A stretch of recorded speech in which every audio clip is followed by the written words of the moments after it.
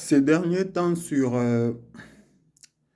les réseaux sociaux, je me suis rendu compte que tout le monde veut maintenant parler du marché boursier depuis les projets que le ministre a institués du marché boursier de Kinshasa. Tout le monde maintenant veut expliquer les marchés boursiers. Maintenant, le problème n'est pas d'expliquer, maintenant le problème est de mieux expliquer. Si tu n'es pas du domaine, il faut se taire. Si tu n'es pas du domaine, il faut se taire. J'ai entendu un homme de Dieu, avec tout le respect que je le dois, c'est aussi un scientifique, bien sûr, mais lui, il dit que le marché boursier de Kinshasa peut faire que les, les Congolais deviennent des millionnaires. Ça, c'est faux et archi faux. Un marché boursier qui vient à peine, qui n'a même pas encore commencé, vous envisagez déjà que les Congolais seront des millionnaires. Hmm. Ça ne peut pas marcher, ça ne se passe pas comme ça. Et puis, il y a aussi un autre monsieur que j'ai entendu dire aussi que non, sur les marchés boursiers, bon, quand bien même il a essayé de mieux expliquer, mais ça n'a pas été profond en fait, ça a été superficiel. Il y a beaucoup des éléments qui manquaient dans ces explications-là. Alors, à un certain moment, il faut laisser aux experts de mieux expliquer c'est quoi les marchés boursiers. Étant du domaine, je suis au moins en mesure de vous expliquer les marchés boursiers. Et je sais aussi à quel auditoire je suis en train de m'adresser. Ce sont des hommes et des femmes qui n'ont pas tellement besoin de termes techniques pour mieux comprendre, mais il faut leur expliquer selon leur propre langage c'est quoi les marchés boursiers, alors ils pourront mieux comprendre et prendre de bonnes décisions. Par marché boursier, le marché boursier n'est rien d'autre que le marché. Euh, ayez tout simplement l'image de tout marché qui existe. C'est le lieu de rencontre entre l'acheteur et les vendeurs, entre l'offreur et les demandeurs. Vous voyez un peu? C'est ça les marchés au fait. Les marchés, c'est le lieu de rencontre où il y a d'une part, celui qui vient acheter, d'une part, celui qui vend, et d'une autre part, celui qui vient acheter. Alors, les marchés boursiers, autrement dit, c'est un marché financier. Là, on ne vend que des titres financiers. Il n'y a pas de tomates qu'on vend là-bas, non. Il n'y a pas de, il n'y a pas des biscuits, il n'y a pas des ampoules, il n'y a pas de projecteurs qu'on vend, il n'y a pas de congélateurs. Là, il n'y a que deux éléments qu'on vend sur un marché boursier. Il n'y a que deux articles qu'on vend sur un marché financier. J'ai dit marché boursier, autrement appelé marché financier, parce que on vend là-bas que des titres financiers. Alors, les titres qu'on vend sur un marché financier, ce ne sont que deux titres. Retenez ça très bien, deux titres. Il n'y a que deux titres qu'on vend sur un marché financier. Les deux titres qu'on vend sur un marché financier, il y a les titres de propriétation qu'on appelle les actions et les titres de négociation qu'on appelle les obligations. Retenez ça très bien. Ce sont là les deux articles ou les deux produits qu'on vend sur un marché financier. C'est différent des marchés des Andes, c'est différent des marchés de la Kenya, c'est différent des marchés musées. Donc ça, sur ces marchés-là, on ne vend que deux produits. Et ces deux produits-là, c'est les titres d'appropriation qu'on appelle les actions et les titres de négociation qu'on appelle les obligations. Voilà.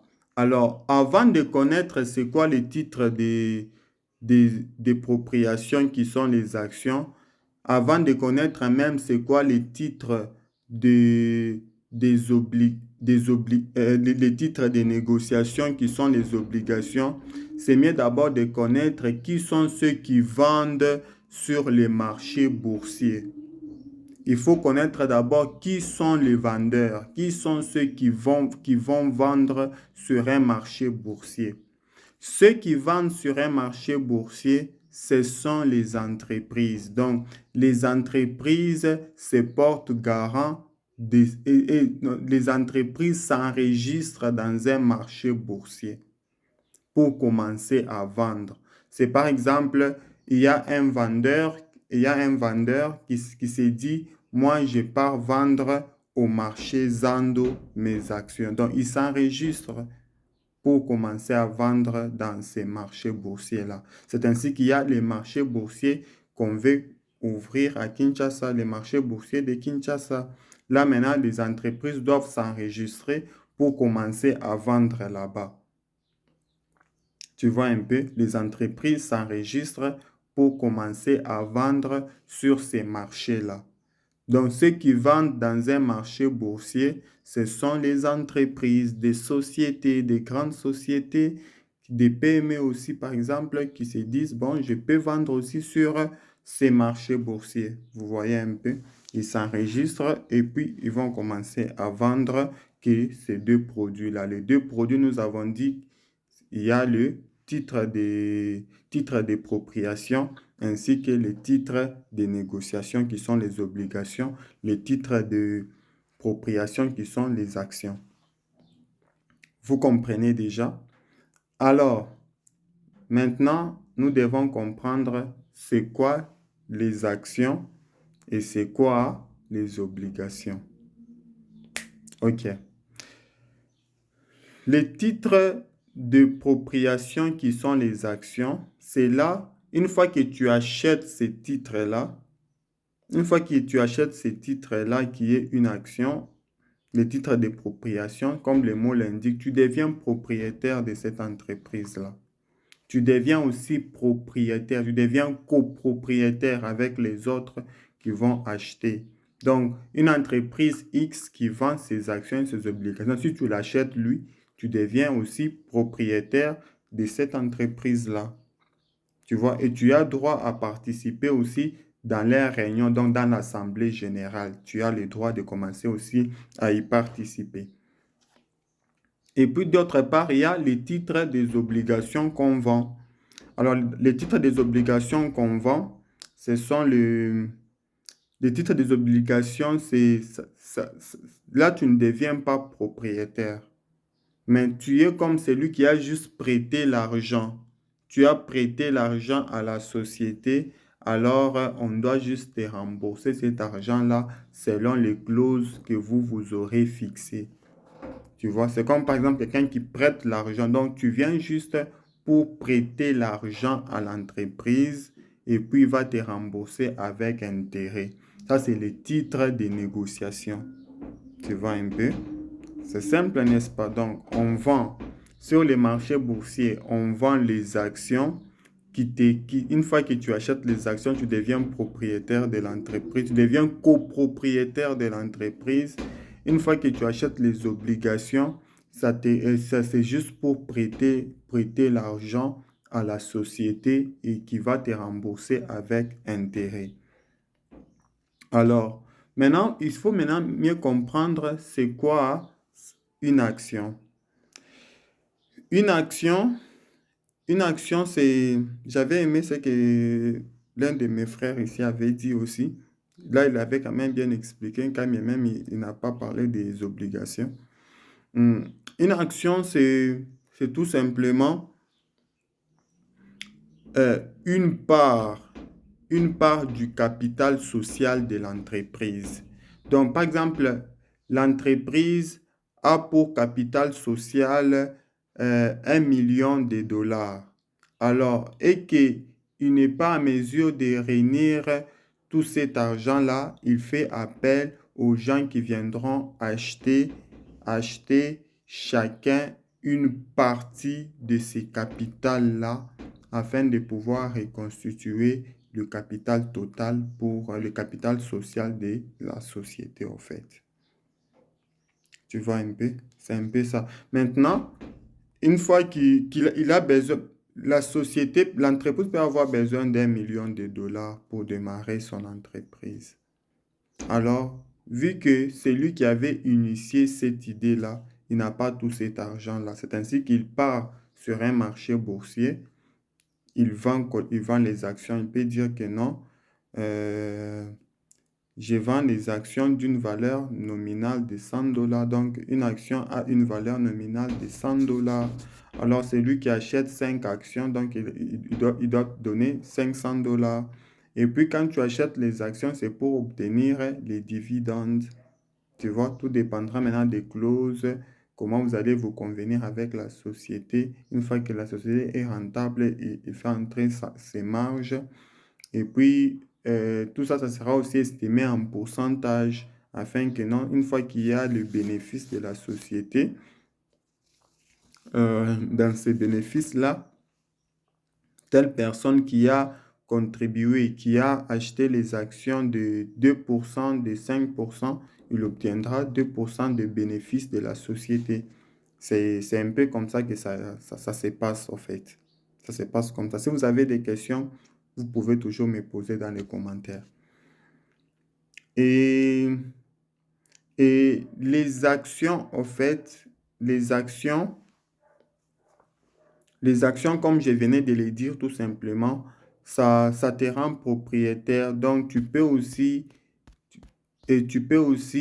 aussi un mot à dire parce que c'est ton argent que tu as donné pour acheter ces actions-là.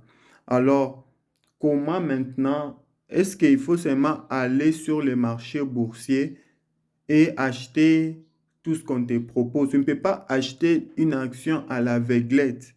Tu ne peux pas aller et que tu commences à acheter des histoires à l'aveuglette. Même ceux qui partent acheter les articles contemporains ici, à manger, à boire. À des fois, on vérifie les dates de péremption.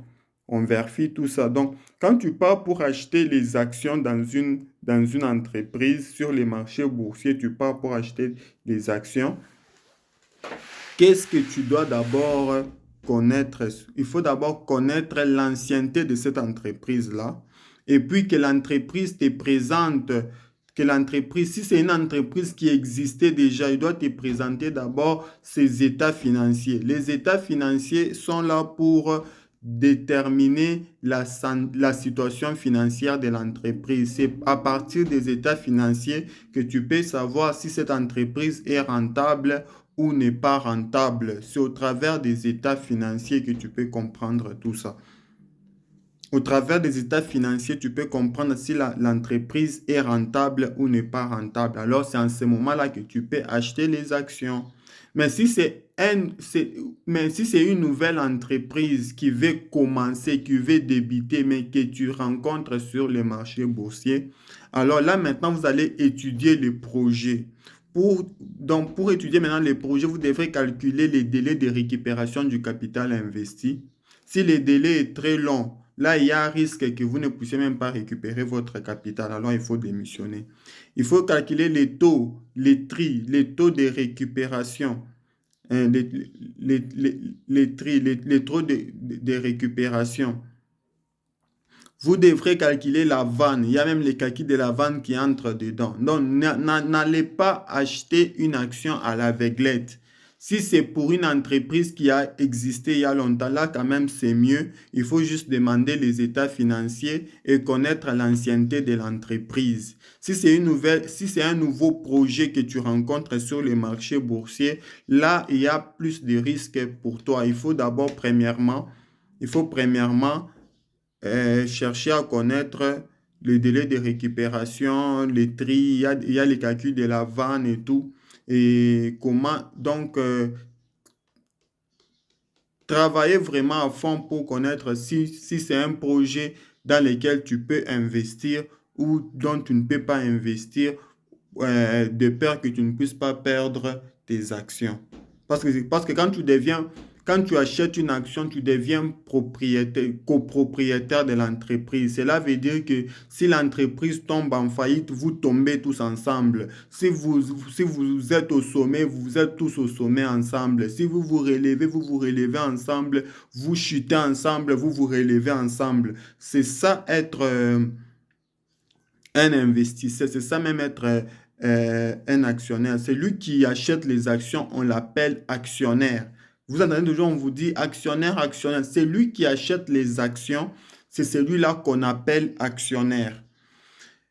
Et aussi, c'est au fait ça, je pense que je vous ai mieux fait comprendre sur les actions en fait. Alors, concernant les obligations, il n'y a pas grand-chose. Et puis, surtout, par ma petite expérience sur les marchés boursiers, trop peu d'entreprises vendent les obligations. Trop peu d'entreprises vendent les obligations. Parce que si tu dois aller acheter une obligation, c'est avec beaucoup d'argent. Les obligations sont très coûteuses par rapport aux actions. Parce que les obligations, quand tu pars, c'est pour prêter l'argent à la société. Et tu ne peux pas aller prêter l'argent avec peu de montants, non. Tandis que tu peux trouver une action d'une valeur nominale de 2 000 $, tu peux acheter. Tu peux trouver une action d'une valeur de 3 000 $ que tu peux acheter. Si tu peux acheter 2 actions, 3 actions, 5 actions, oui, ça va. Mais une obligation, c'est beaucoup d'argent. Une entreprise peut te demander, non, vous pouvez nous prêter 100 000 $, 200 000 $ ou 2 millions de dollars. Si tu es à mesure, tu prêtes et tout. Et tu attends les intérêts. Tu attends les intérêts selon l'échéance que vous vous serez fixé. C'est ça les obligations. C'est comme ça on explique, mes frères. Donc, tous ceux qui m'ont compris, tu n'as pas compris mes explications ici. Donc, tu as un problème sérieux, en fait. Tu as un problème sérieux. Donc, c'est comme ça on explique, les termes clairs. Moi, je vois les gens qui se lèvent un bon matin, qui commencent à expliquer les marchés boursiers sans connaître c'est quoi, sans connaître, oh, marché boursier, oh, marché boursier peut te rendre millionnaire. Non. Les marchés boursiers t'accordent la liberté financière. Ça, c'est ce que je peux vous dire. Tu ne seras pas là en train de... Quand tu investis dans un marché boursier, tu es au moins libre. Tu peux vaquer à tes occupations. Tu peux aller, tu peux voyager comme tu veux. Mais tu vas commencer à toucher tes dividendes. Tu vas commencer à percevoir tes dividendes. Tu vois un peu? Tu n'es pas censé être là au four et au moulin. C'est ça l'avantage. Donc, ça t'accorde au moins une liberté financière. C'est ça la seule voie. La seule voie qui t'amène à une liberté financière, c'est la voie de l'investissement. C'est la voie de l'investissement. Tu investis, tu es libre. Tu fais tes histoires, mais tu perçois l'argent. C'est comme ça on vit, en fait. Merci beaucoup.